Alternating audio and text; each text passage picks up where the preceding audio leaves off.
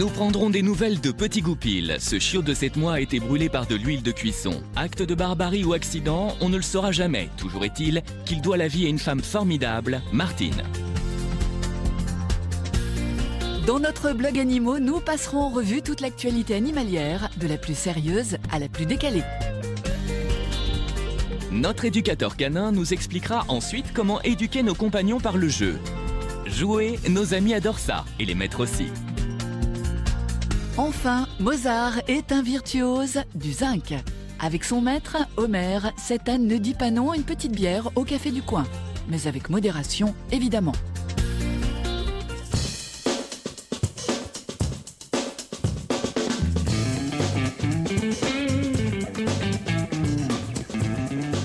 Allez, on va manger les bébés. On va manger? Chez Martine, la préparation des gamelles, c'est du sport. Pas moins de 18 chats et 11 chiens attendent leur quittance. Leur point commun? Tous ont connu une vie difficile avant d'arriver dans cette maison où il fait bon vivre.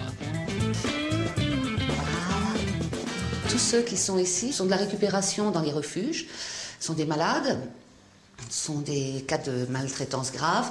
Donc il y en a qui sont peureux, il y en a qui craignent les gens qui ne connaissent pas. Donc le but aussi, c'est qu'ils mangent paisiblement et qu'ils puissent tous manger en même temps, quoi. Et, donc on s'organise, tout le monde ne mange pas dans la même pièce, en fonction, puis par affinité surtout. Mais la distribution ne s'arrête pas là. Direction maintenant le sous-sol. Bonjour, Sweetie. Un véritable petit hôpital à domicile pour cette bonne samaritaine, également directrice d'un refuge. Certains malades ont bien du mal à se déplacer. C'est le cas de Nala, atteinte d'un cancer généralisé. Nala, c'était le chef de meute, elle le reste d'ailleurs. C'est la plus vieille chienne de la maison, elle va avoir 17 ans. Ça fait 16 ans qu'elle vit avec nous. Elle était dans une fourrière, elle partait à l'euthanasie et on l'a interceptée. Ça a toujours été un excellent chien puisqu'elle a élevé des centaines de chatons, de petits lapins, de chiots, femelle dominante mais très très gentille, très sociable. Et donc là, on est en fin de vie, mais on essaye de la faire la plus douce possible. Comment tu câlin? Donne un bisou. Allez. Le reste de la meute est bien là. Tous cohabitent harmonieusement. Les jeunes, les vieux, les malades, les chiens comme les chats. Ici, on n'est pas en reste de câlins, mais ce qu'ils attendent tous avec impatience, c'est évidemment la sortie en groupe, dans le jardin. Bonjour, Tequila. T'es réveillée? T'es réveillée, chérie? Bonjour, mon cœur. Bonjour. J'aime être avec beaucoup d'animaux, c'est-à-dire que je n'aime pas avoir un chien, un chat. J'aime cette ambiance animale, c'est-à-dire ça joue, ça se chamaille et qu'il ne soit pas trop dépendant de moi non plus. C'est-à-dire qu'il garde un statut d'animal. Voilà. Je dirais que c'est le nombre idéal. Il y a toujours un copain pour jouer, il y a toujours un copain, voilà, pour faire des bêtises. Donc ça se passe plutôt bien. Parmi les nouveaux venus, Petit Goupil. Si ce chiot est vêtu d'un t-shirt, ce n'est pas par coquetterie, mais parce qu'il est en convalescence. Attention, les images qui vont suivre sont dures. Il a été abandonné avec de graves brûlures sur tout le corps, provoquées par de l'huile de friture. Ce sont des ouvriers du bâtiment qui l'ont vu au bord de la route, qui l'ont entendu tout d'abord crier. Et ils sont arrêtés, ils ont été voir, ils ont trouvé ce petit chien qui était dans un état absolument effroyable. Ils l'ont ramené à la SPA dans un premier temps. Donc à ce moment-là, je suis intervenue, j'ai demandé qu'on fasse le nécessaire sur lui. Et à partir de ce moment-là, il était effectivement pris en charge chez notre vétérinaire qui l'a soigné pendant une quinzaine de jours sous perfusion, vraiment en milieu hospitalier. Il était extrêmement douloureux, c'est-à-dire qu'il criait, il ne se débattait pas, mais il hurlait de douleur. Et il était prostré, c'était vraiment, on voyait qu'il avait une grande souffrance. Accident ou acte de cruauté? Pour l'heure, difficile de déterminer les circonstances exactes du drame. On a fait un appel à témoins, on a espéré vraiment avoir une réponse, on n'en a pas eu. Mais dans tous les cas, si c'est un accident domestique, il était à la rue, donc je pense que c'est les propriétaires qui l'auraient mis dehors. Et si c'est un acte malveillant, c'est dramatique aussi. Donc dans un cas comme dans l'autre, que ce soit les propriétaires qui n'aient pas soigné ou l'acte malveillant, c'est dramatique pour lui.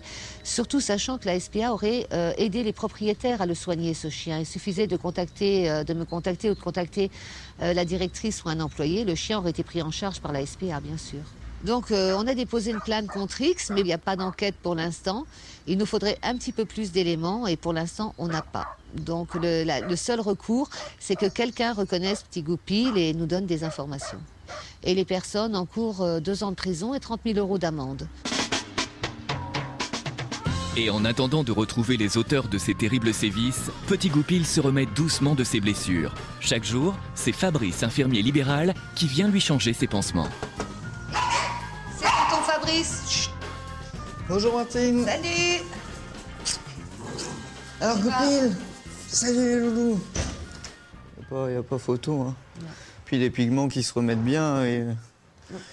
Voilà, tu ressembles à un beau petit chien là, hein. C'est les brûlures très importantes, 3e degré, 2e degré. On n'attendait pas du tout une évolution aussi rapide. Il faut dire qu'il se laisse aussi soigner, vous voyez, il est calme comme ça depuis le début, quoi. Malgré apparemment quand même une douleur qui était, je pense, très forte. Quand je suis arrivé et que j'ai vu le chien, je me suis dit il y a 1 an de soins. 6 mois, 1 an de soins parce que les plaies étaient les brûlures étaient très profondes. Là maintenant, je suis quand même un petit peu plus confiant, mais je pense qu'on en a encore pour quelques mois. Est-ce que la peau, vous voyez, cette partie noire-là n'existait pas, il était complètement brûlé, ça c'est devenu rose. Il y a encore un petit œdème qui existe ici, et c'est de la feuille de cigarette. C'est-à-dire que la peau a continuellement besoin de se reconstruire, il y a des petites croûtes qui vont se refaire, et elle a besoin d'être hydratée. Donc ça se compte, je pense, en quelques mois encore. On y va ? Allez bébé. La clé on tartine. Voilà. C'est bon, hein. Ah ouais. Allez, on finit là. Voilà. T'as droit à la petite goutte qui reste. Voilà. Il adore ça, on ne sait pas pourquoi, c'est gras. C'est un chien adorable. Disons qu'on a passé beaucoup de temps au départ à le caresser, à le cajoler, à faire des soins tout doux, très doux. Bon, maintenant, c'est plus rapide parce qu'il sait qu'on ne lui fait pas mal. Et puis qu'il est beaucoup moins douloureux qu'il l'a été au départ. Allez, mon chéri, c'est bon, c'est fini. Allez, tu peux aller jouer avec la copine. Ah, tiens, Lola, je te rends ton chéri. Voilà, les petits coquins. Viens vite. Viens, mets le manteau. Si Petit Goupil réagit bien à son traitement, sa peau est encore fragile. Il faut donc la protéger des rayons du soleil. Vêtu du dernier manteau à la mode, le chiot peut ainsi vaquer à ses occupations préférées en toute quiétude. Tu vas aller voir les lapins. Voilà. Allez, regarde. Viens, on va voir les lapins. Allez, viens. Petit Goupil. Depuis qu'il est arrivé à la maison, on a une relation qui est complice, qui est très affectueuse. Bon, maintenant, le souci, c'est qu'il faut maintenant l'éduquer. Donc, on est passé sur énormément de choses depuis son arrivée, puisque son état ne permettait aucune éducation. Et donc, il a pris 2-3 mauvaises petites habitudes, et que donc, là, on va commencer l'éducation. Et pas toujours d'accord, mais on y arrivera. C'est bon. La douleur, Martine connaît. Victime il y a 20 ans d'un terrible accident de voiture, elle est aujourd'hui encore sous morphine pour soulager ses souffrances. J'ai un sentiment tout particulier pour les animaux accidentés ou handicapés. L'ayant été moi-même, je connais les difficultés de la réinsertion, entre guillemets, c'est-à-dire réapprendre à vivre normalement. C'est pas facile, ça demande beaucoup d'efforts, beaucoup d'énergie et il faut du temps.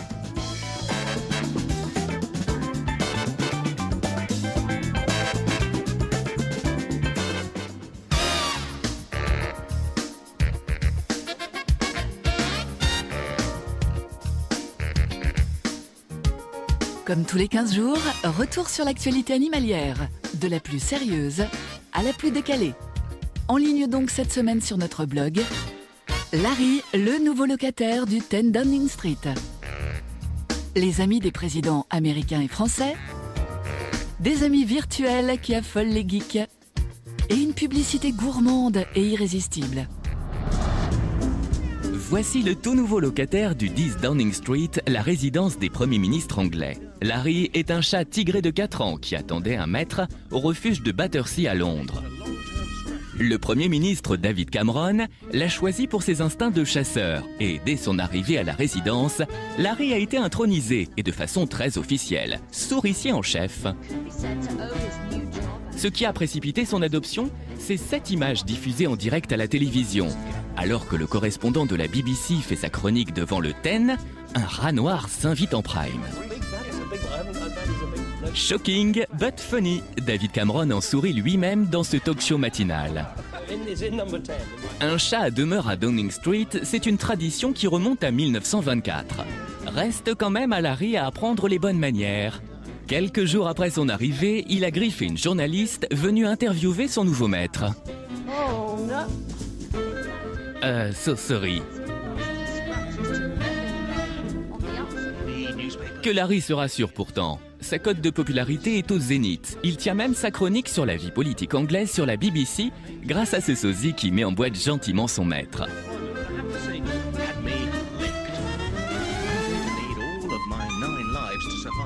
Au-delà de cet humour très british, on ne peut évidemment que se réjouir que David Cameron ait choisi d'aller dans un refuge pour adopter son ami.